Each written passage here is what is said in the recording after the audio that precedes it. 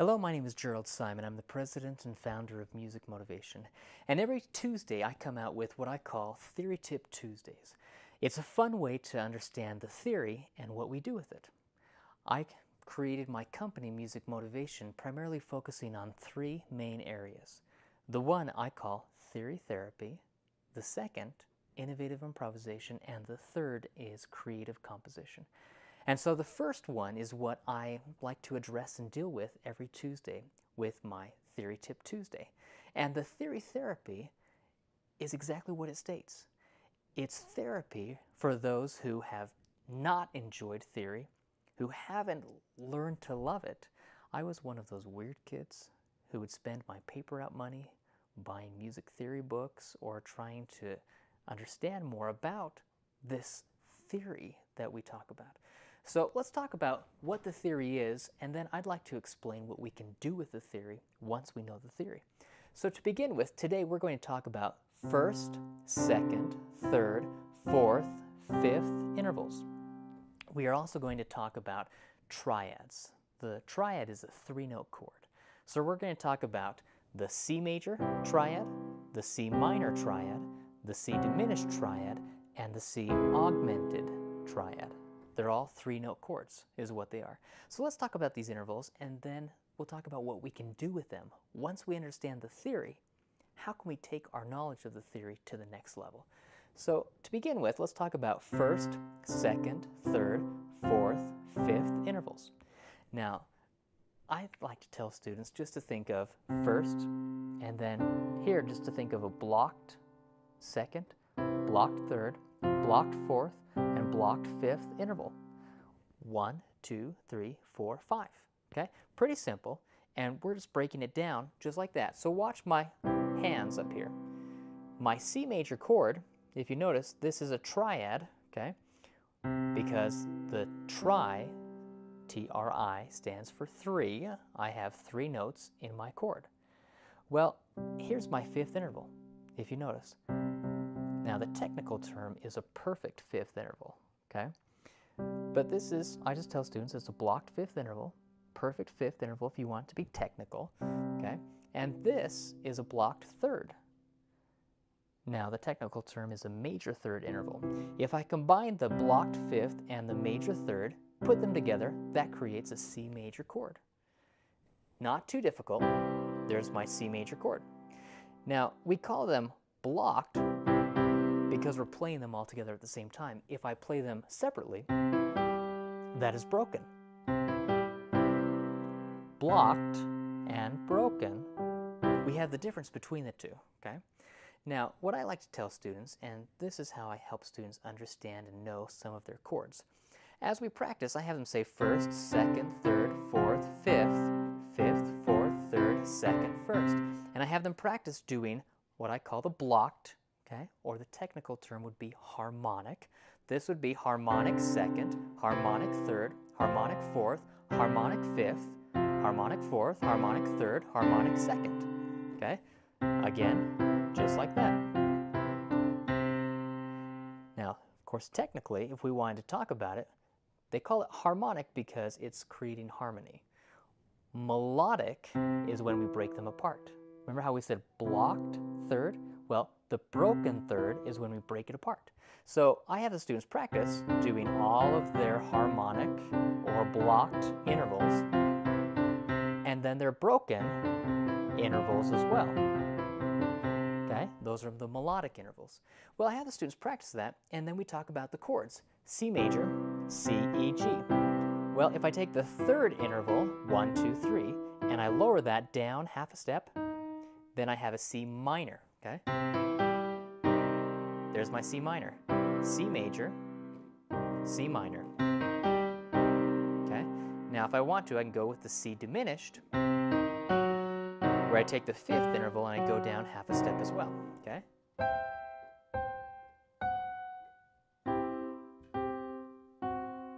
And it's very simple for the students to actually understand what they're doing, major, minor, diminished. Now, I like to tell stories. I'm a storyteller. So what I tell students is I say this.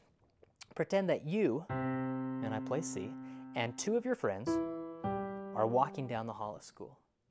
Now, I tell the students, you're happy. Everything is great. Everything is perfect. But what happens if the friend in the middle falls down and breaks his nose? And I play that. It doesn't matter where I play it. We have that sad sound. We have this minor sound, okay? This very depressing, dark sound. So I tell them, C major is happy. C minor is sad because we have one broken nose. And then I tell students, what if the third friend and the friend up on top, okay, 3 and 5, what if they both fall down? And you don't have a broken nose yet. So now, this is C diminished. We have one person who has a perfect nose and 2 people who have broken their noses. So we have C major, happy, no broken noses. C minor, sad, 1 broken nose. C diminished, really sad, demented. I tell students that it's kind of this deranged chord. It's demented. It's really sad. Now we have 2 broken noses. And then I tell students, what if you fall down and break your nose? And they're also shocked when they say it's happy. And I tell them, have you ever heard the expression, misery loves company? Everyone has a broken nose, so everyone is happy that they're not left alone. Okay? So we have major, C major, happy, no broken noses. C minor, sad, now we have a broken nose. C diminished, really sad, the demented chord, now we have 2 broken noses. And then this is B major. Now we have, everyone has a broken nose, but it's happy because misery loves company. And you can do the same thing. The third friend fell down first, B minor, B diminished, B flat. Okay? And we're just going from major, minor, diminished. Major, minor, diminished, major, minor, diminished, major, minor, diminished, major, minor, diminished, all the way down. Okay? It's kind of a fun little exercise for the students to practice, but then they say, well, now I know what I'm doing, but why? It doesn't matter. And I tell them, try breaking them apart. We talked about blocked and broken. What if you did a broken C major chord with your left hand and the blocked with your right hand? I'll have the students take those intervals and I'll have them start to create something. Now watch my left hand. I'm going to do the broken C major chord.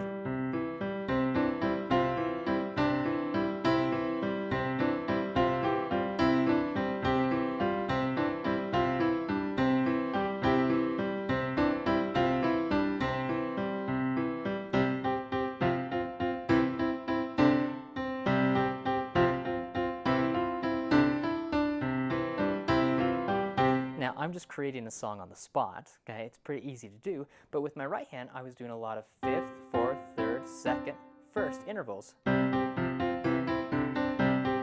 what I'm doing there? 5th, 5th, 4th, 4th, 3rd, 3rd, 2nd, 2nd.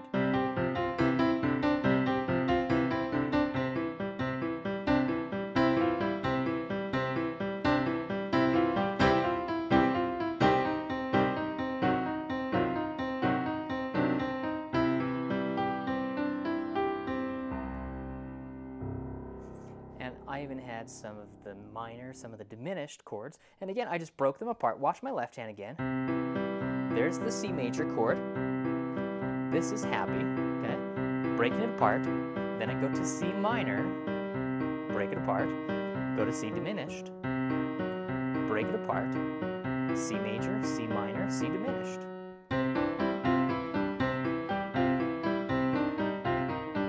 Now with my right hand, when I went with the C minor chord, I took my E and played the E flat. Kind of creates a nice, scary, mystical, kind of sad sound.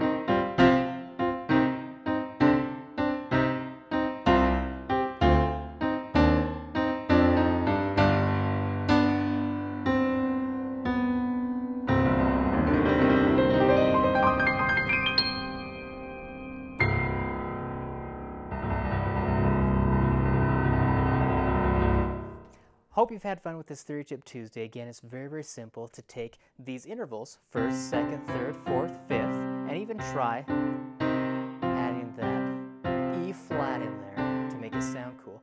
But again, we're just doing blocked and broken. Whether you want to think of them as harmonic intervals, harmonic first, okay, second, third, fourth, fifth, or melodic. Okay? And again, I don't want to get too technical, but if you want to be technical, you can think of a prime or unison first, major second, major third, perfect fourth, perfect fifth interval. And practice playing those intervals. Play around with them. What can you create? Again, understanding the theory is perfect. But if you only understand the theory and you don't know how to apply the theory, learning the theory is of no value for you because you haven't been able to actually take that practical application approach. And the theory, it begins to be scary because you aren't applying it. So I hope you've had fun. Apply this, have fun, create something of your own. If you have any questions, you can email me at geraldsimon@musicmotivation.com. Feel free to visit my website. Again, that is musicmotivation.com. I'd love to have you check out my other videos I have on YouTube. If you go to my YouTube page, it's youtube.com/GeraldSimon. And again, please, I'd love to hear from you. Let me know if you have any questions. Every week I come out with new videos. So if you have a question or if you have a video you would like to have me film and talk about, sometimes they're about theory, sometimes they're about how you can take theory to the next level and compose or arrange, how you can improvise. Have a wonderful week and take these basic concepts and play around with them. Have fun with this Theory Tip Tuesday video. Thanks so much.